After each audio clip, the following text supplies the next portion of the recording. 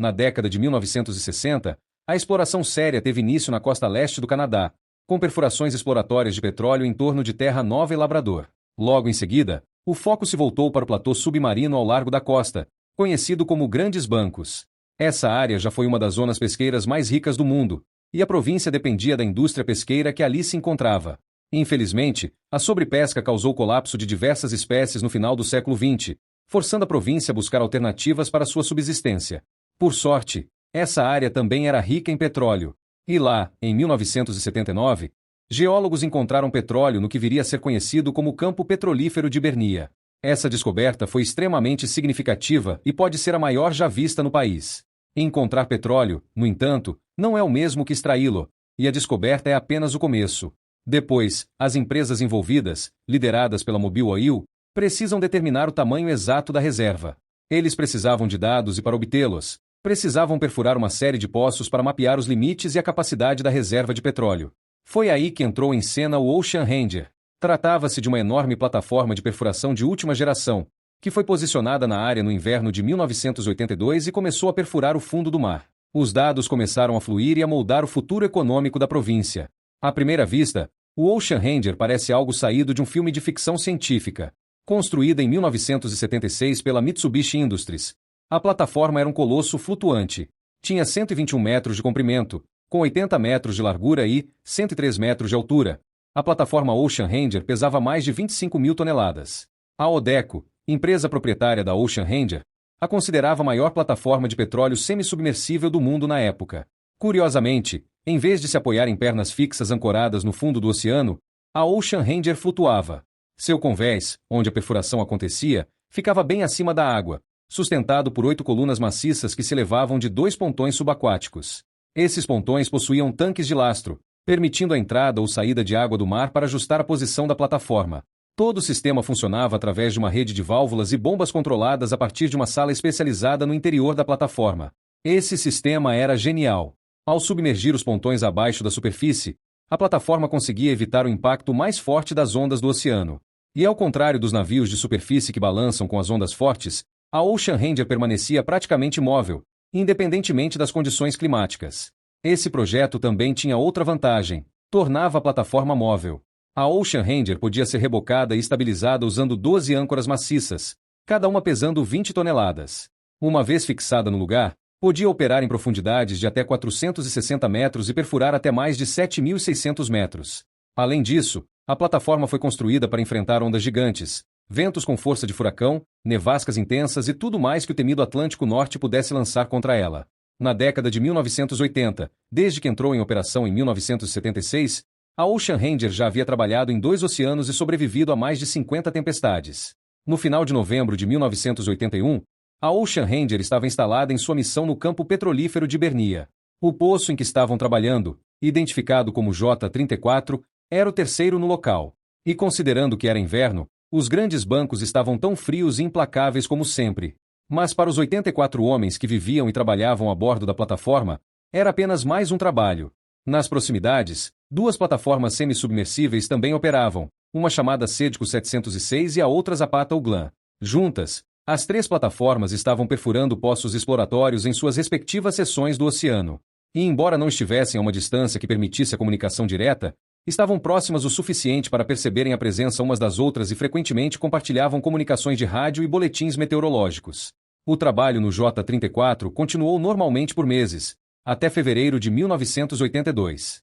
Foi lá que no domingo, 14 de fevereiro, os meteorologistas avisaram que uma forte tempestade de inverno estava se formando, associada a um grande furacão do Atlântico, e que a previsão era de que ela passasse diretamente sobre as plataformas ainda naquele dia. O boletim da manhã previa ventos de até 90 nós e ondas superiores a 11 metros. Obviamente, essas condições não eram ideais, mas também não eram inéditas. A plataforma Ocean Ranger já havia enfrentado situações piores.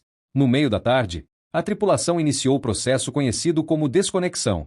Trata-se de um procedimento padrão no qual a coluna de perfuração é desconectada e retraída para evitar que se rompa em mares agitados.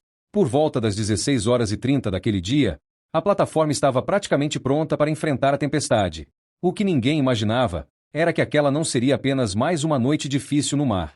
Por volta das 19 horas, a plataforma Sedco 706 foi atingida em cheio por uma onda gigante.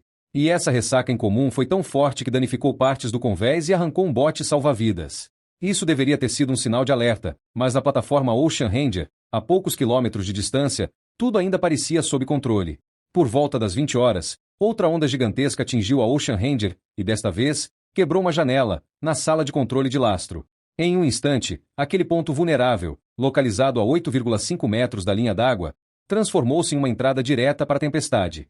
A água do mar invadiu a sala de controle, encharcando o console que gerenciava o sistema de lastro da plataforma. Com esse golpe inesperado, o sistema interno mais crítico da Ocean Ranger foi comprometido. A sala de controle de lastro era essencialmente o cérebro por trás do equilíbrio de toda a plataforma. Daquela sala, um único operador em um turno de 12 horas podia abrir e fechar válvulas, transferir água de lastro entre os compartimentos e ajustar a posição da plataforma para mantê-la estável, mesmo em mares agitados. No entanto, ela tinha uma falha fatal. Não foi construída para se molhar. Após a onda invadir a vigia e encharcar o painel de controle de lastro, a tripulação não tinha certeza dos danos, mas agiu rapidamente. A energia do sistema de controle foi cortada pela própria água ou desligada deliberadamente para evitar choque elétrico. Logo depois, uma equipe de limpeza entrou na sala para avaliar a situação e notou algo estranho. As luzes do painel de controle de lastro piscavam entre vermelho e verde. Isso significava que as válvulas estavam abrindo e fechando sozinhas. Se as luzes estivessem corretas, os tanques de lastro do lado de bombordo estavam se enchendo de água do mar, o que faria a plataforma inclinar-se nessa direção, algo especialmente perigoso dadas as condições climáticas. A tripulação precisava agir rapidamente. Havia um interruptor de segurança que podia cortar toda a energia do sistema e fechar as válvulas automaticamente. Mas o interruptor não estava localizado na própria sala de controle. Acabaram tendo que chamar o eletricista da plataforma para encontrá-lo. E quando o interruptor foi finalmente acionado, quase uma hora depois, já passava das 21 horas. O Ocean Ranger então comunicou via rádio às outras plataformas próximas e confirmou que uma vigia havia sido quebrada e a sala de controle havia sido inundada. Mas, quase como que em alívio, a mensagem era calma e a tripulação disse que a situação estava sob controle. Nas próximas 2 horas, tudo pareceu estável. O Ocean Ranger manteve comunicação normal via rádio com as plataformas vizinhas e com os navios de apoio na área. Os boletins meteorológicos ainda mencionavam ventos fortes e ondas gigantescas, algumas com até 20 metros de altura, mas não havia sinais de pânico a bordo. Do lado de fora, a plataforma parecia ter resistido ao impacto e se recuperado. Ao que tudo indicava, o corte de energia do sistema de controle de lastro havia estabilizado a situação. E com a válvula fechada e a tempestade furiosa lá fora, o Ocean Ranger parecia estar apenas se mantendo firme. Mas, em algum momento próximo à meia-noite, a tripulação tomou uma decisão que selou o destino da plataforma. Por algum motivo, eles religaram a energia. O motivo exato ainda não está claro. Talvez quisessem elevar um pouco a plataforma para que ficasse mais alta acima das ondas. Ou talvez estivessem apenas verificando se o sistema estava funcionando após a secagem do painel. Seja qual for o motivo, a restauração da energia permitiu que o sistema danificado voltasse a funcionar, e ele deixou de se comportar de forma previsível. Algumas das válvulas nos tanques de lastro dianteiros começaram a abrir novamente. A água do mar invadiu a proa da plataforma e, lentamente, a Ocean Ranger começou a inclinar-se para frente. Nesse momento, plataformas e embarcações próximas captaram trechos de comunicação via rádio da Ocean Ranger, incluindo relatos da inclinação da plataforma e repetidas tentativas de desligar o sistema de lastro, mas o estrago já estava feito. Cada vez que a tripulação tentava cortar a energia e interromper o fluxo de água, os poucos segundos necessários para o fechamento das válvulas permitiam que ainda mais água inundasse os tanques de lastro. Normalmente, a solução para corrigir uma inclinação para frente seria bombear a água de volta para fora usando as bombas na parte traseira da plataforma. Mas naquele momento, o ângulo da plataforma tornava isso impossível. A bomba simplesmente não tinha potência suficiente para impulsionar a água tão acima. Havia outra solução, que era transferir água da proa para os tanques do meio, mas ninguém a bordo parecia saber como fazer isso. Então, em desespero, alguém na sala de controle elaborou um plano B. Havia um conjunto de hastes de latão projetadas para operar as válvulas manualmente caso o sistema falhasse. A tripulação então desligou a energia novamente e começou a inserir as hastes no painel, mas logo descobriram um problema. As hastes só conseguiam abrir as válvulas, não fechá-las. E sem energia, os indicadores da sala de controle estavam inoperantes. Então a tripulação não tinha como saber quais válvulas estavam abertas, quais estavam fechadas ou para onde a água estava indo. Isso significava que estavam trabalhando às cegas, e a cada movimento, a situação piorava. Conforme mais válvulas se abriam, mais água inundava os tanques da proa. A inclinação da plataforma aumentou e logo ela cruzou uma linha da qual não havia mais volta. Enquanto isso, O mar revolto abaixo estava a apenas 5 graus Celsius, ou 41 graus Fahrenheit. Qualquer respingo lá dentro teria sido brutalmente frio. Conforme a proa afundava, o topo das colunas de canto da plataforma, que normalmente ficam a mais de 24 metros acima do nível do mar, de repente ficaram ao alcance das ondas da tempestade. Foi aí que outra falha de projeto entrou em jogo. No topo de cada uma dessas colunas de canto havia amplas aberturas descobertas, que serviam de acesso para as enormes correntes e cabos que ajudavam a ancorar a plataforma. Essas áreas de armazenamento não eram protegidas por escotilhas ou tampas. E em condições normais, isso não seria um problema, mas a Ocean Ranger não estava mais nivelada. Então, uma a uma, as ondas começaram a invadir esses paióis de correntes abertos, inundando-os com água do mar. E como não havia alarmes ou sensores para alertar a tripulação, eles não tinham ideia do que estava acontecendo. Até onde sabiam, a plataforma ainda estava reagindo ao que quer que estivesse acontecendo dentro dos tanques de lastro. Assim, a equipe de controle de lastro, sem saber da flutuação nos compartimentos, continuou tentando resolver o problema rosqueando mais hastes de latão no console. E sem indicadores de funcionamento, eles estavam abrindo involuntariamente mais válvulas e permitindo a entrada de mais água. Finalmente, a situação tornou-se inegável. Por volta da 1 hora da manhã, o Ocean Ranger começou a transmitir sinais de socorro. A tripulação sabia que estava em sérios apuros. O Seaforth Iglander, que era a embarcação de apoio da plataforma, recebeu o chamado e dirigiu-se o mais rápido possível, mas o tempo estava implacável, com ventos superiores a 185 km por hora, ondas mais altas que prédios e visibilidade próxima de zero. Chegar perto da plataforma levaria mais de 1 hora, e mesmo isso era otimista. Meia hora depois, a 1h30 da manhã, o Ocean Ranger enviou sua última transmissão de rádio, informando que a tripulação estava se dirigindo às estações de botes salva-vidas para abandonar a plataforma. Quando a mensagem final do Ocean Ranger chegou pelo rádio, a situação já era irreversível. A plataforma estava adernada gravemente, entre 10 e 15 graus, e o mar a castigava de todas as direções. A tripulação então começou a baixar os botes salva-vidas, mas mesmo isso era arriscado. Eles estavam lidando com o que era essencialmente um arranha-céu no meio do oceano. E com ventos de força de furacão, aqueles botes salva-vidas tiveram que descer daquelas grandes alturas. Como se pode imaginar, alguns não conseguiram chegar ao destino. Rajadas violentas os arremessaram contra a lateral da plataforma, esmagando os cascos dos botes antes mesmo de tocarem a água. Outros foram virados ou arrancados antes mesmo de serem abordados. E é provável, embora não seja totalmente certo, que muitos dos homens simplesmente pularam ou foram jogados no Atlântico congelado. Em águas tão frias, mesmo um verão ameno duraria apenas alguns minutos antes que a hipotermia se instalasse. Isso sem mencionar as ondas gigantes e violentas que enfrentavam.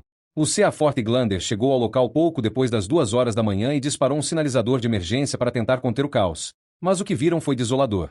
O Ocean Ranger ainda flutuava, mas estava bastante adernado, e as ondas batiam constantemente no convés. Não havia sinal de pessoas a bordo, e os botes salva-vidas pareciam ter desaparecido. Detritos estavam espalhados pela água, mas eles conseguiram avistar um bote salva-vidas danificado com sobreviventes vivos dentro. O Iglander então conseguiu se aproximar e lançou uma corda para prendê-lo. Por um breve instante, pareceu que pelo menos alguns homens conseguiriam escapar com vida.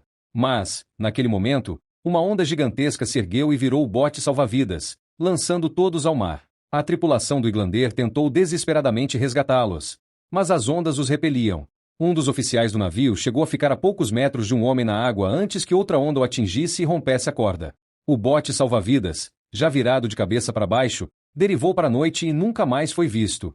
Embarcações de apoio próximas também chegaram logo depois, mas as condições eram brutais.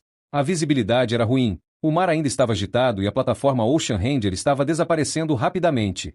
Às 2h45 da manhã, a plataforma mal estava acima da água e, às 3h10, havia desaparecido completamente do radar. Toda a tripulação de 84 homens, incluindo 46 funcionários da Mobil e 38 terceirizados, estavam mortos. Os esforços de busca e resgate continuaram durante a noite e nos dias seguintes, mas foram recebidos praticamente sem resposta. Mais 2 botes salva-vidas foram encontrados vazios. Várias balsas salva-vidas também foram localizadas, mas estavam gravemente danificadas e sem sobreviventes. No total, apenas 22 corpos foram recuperados. As autópsias confirmaram posteriormente que os homens morreram afogados, a maioria em estado de hipotermia. Nos dias e semanas após o desaparecimento do Ocean Ranger no Atlântico Norte, os investigadores se viram diante do complexo quebra-cabeça de tentar descobrir como a plataforma semissubmersível mais avançada de sua época havia ido parar no fundo do oceano. A resposta, como se constatou, não foi uma única falha. O desfecho começou com uma vigia quebrada, e as coisas só pioraram a partir daí. O painel de controle, encharcado de água do mar, apresentou defeito, criando caos entre a tripulação que tentava desesperadamente. Para entender exatamente o que estava acontecendo com o sistema de lastro da plataforma, a equipe precisava de ajuda. Para piorar a situação, aparentemente não sabiam como consertá-lo. Os operadores de controle de lastro não tinham treinamento formal, apenas algumas semanas de treinamento prático com operadores mais experientes. Em vez de instrução em sala de aula e certificação, eles receberam treinamento prático em condições normais. Não foram submetidos a uma única simulação de emergência. Aliás, um dos operadores estava na função há apenas 12 semanas quando foi designado para gerenciar a estabilidade do freio. Também não havia procedimentos de emergência por escrito para uma falha no sistema de lastro. A equipe tentou mexer nas hastes de latão, mas não sabia como elas funcionavam, e seus ajustes às cegas só pioraram a situação. Além disso, o alagamento dos paióis de corrente, assim como a vigia, foi outra falha de projeto que levou ao desastre. Quando o pedido de socorro foi enviado, a inclinação era muito acentuada para ser superada e o nível da água estava muito alto. As bombas da plataforma não conseguiam bombear a água de volta para onde precisava ir. As equipes de resgate não conseguiram chegar a tempo, e os botes salva-vidas e balsas não estavam equipados para lidar com condições tão extremas. Relatórios oficiais da Guarda Costeira dos Estados Unidos e da Comissão Real Canadense listaram múltiplas causas para o desastre, incluindo treinamento inadequado da tripulação, falta de procedimentos de segurança claros, falhas graves no projeto da plataforma e regulamentação e supervisão insuficientes por parte das agências governamentais. Em resumo, parecia que o Ocean Ranger era um desastre anunciado. Em 1983, o Ocean Ranger foi içado por uma empresa holandesa de salvamento e afundado novamente em águas mais profundas para eliminar o risco à navegação que representava para as rotas marítimas no Atlântico Norte. No entanto, até mesmo essa operação se transformou em tragédia. 3 mergulhadores morreram em 2 acidentes distintos durante a operação de resgate.